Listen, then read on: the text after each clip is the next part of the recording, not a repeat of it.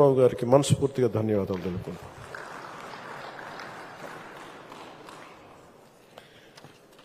ఒకసారి నేను పార్టీ ఆఫీస్లో ఉన్నప్పుడు ఒక 9 నెలల క్రితం కృష్ణా జిల్లా, గుంటూరు అన్ని జిల్లాల నుంచి లాయర్లు వచ్చారు. హైకోర్టు లాయర్స్ అందరూ వచ్చి ఈ ల్యాండ్ టైటిలింగ్ యాక్ట్ని మీరు ఇబ్బంది ఉంది, మీకు తెలియట్లేదు, దీని తాలూకు డేంజర్, మీరు ఎందుకు ఎవరో మాట్లాడట్లేదని. మేము మాట్లాడామంటే సరిపోవట్లేదని చెప్పి ఒక సెషన్ పెట్టారు వాళ్ళు పూర్తిగా. మా మంత్రి నాదెండ్ల మనోహర్ గారి ఆధ్వర్యంలో వాళ్ళు చెప్పింది వింటే భయం వేసింది.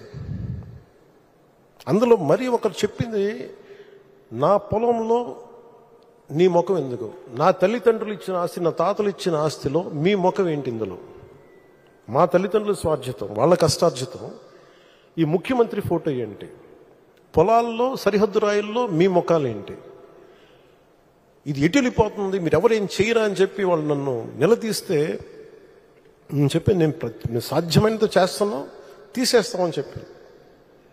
ఆ రోజు అది విశ్వాసమే, నమ్మకమే. కానీ ఈ రోజున అది ఒక సత్యం, ఒక నిజం. చంద్రబాబు గారు రాగానే ల్యాండ్ టైటిలింగ్ యాక్ట్ని రద్దు చేసి ప్రజలకి ఆస్తులకి భద్రత కల్పించినందుకు మనస్ఫూర్తి వారికి నా ధన్యవాదాలు తెలుపుతాను. మీరు ఊహించుకోండి, నేను పిఠాపురంలో భూమి కొంటే దాంట్లో అప్పటి ప్రభుత్వం ఆ ముఖ్యమంత్రి గారి ఫోటో ఉంది. నాకు కూడా తప్పలేదు అది, ఆయన నవ్వుతూ ఆయన ఫోటో ఉంది. అంటే మనం కష్టపడి కొనుక్కుంటే ఆయన ఫోటోలు అసలు ఎప్పుడు లేదు. ఆంధ్రప్రదేశ్ రాజముద్ర ఉండాలి అక్కడ, ప్రభుత్వ ప్రతినిధివి నువ్వు.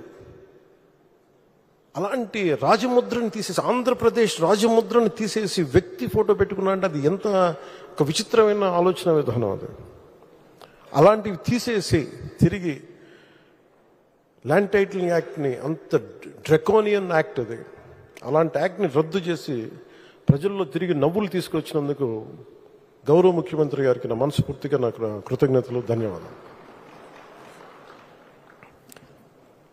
ఇన్ని సంవత్సరాలైనా ఆయన ఓపిక నన్ను ఆశ్చర్యపరుస్తుంది. అసలు ఆయన మనసు, మైండ్ నిరంతరం పనిచేస్తూనే ఉంటుంది. ఇందాక మన క్యాబినెట్ మీటింగ్లో కూర్చున్నప్పుడు అసలు ఈయనకి ఓపిక ఎక్కడి నుంచి వస్తుంది అని అర్థం కాదు. విపరీతమైన ఓపిక, కాన్స్టెంట్గా బ్రెయిన్ తిరుగుతూనే ఉంటుంది, సొల్యూషన్స్ ఇస్తూనే ఉంటుంది.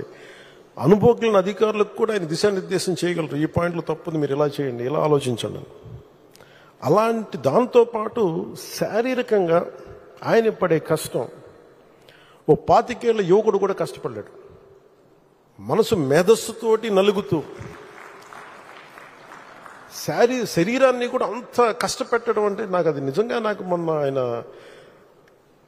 మన వరదలు వచ్చినప్పుడు అసలు ఆయన పడ్డ కష్టం, కొంతమంది అనుకోవచ్చు ఆయన దిగాల్సింది ఏముంది అని, ఆయన నడిచి చూపిస్తున్నారు. బాధ్యత గల వ్యక్తి ఎలా ఉంటారో ఆయన చేసి నడిచి చూపించారు. ఆయన అంటే ఎందుకు చూపించాల్సి వచ్చిందంటే కూడా అధికార యంత్రాంగంలో మందకొడితనం వచ్చేసింది. అంటే పనులు చేయకపోతే, ప్రాక్టీస్ చేయకపోతే ఏమైపోతుంది, మందకొడితనం వచ్చేస్తుంది. ఒకసారి అంకుశం పెట్టి గుచ్చాలి.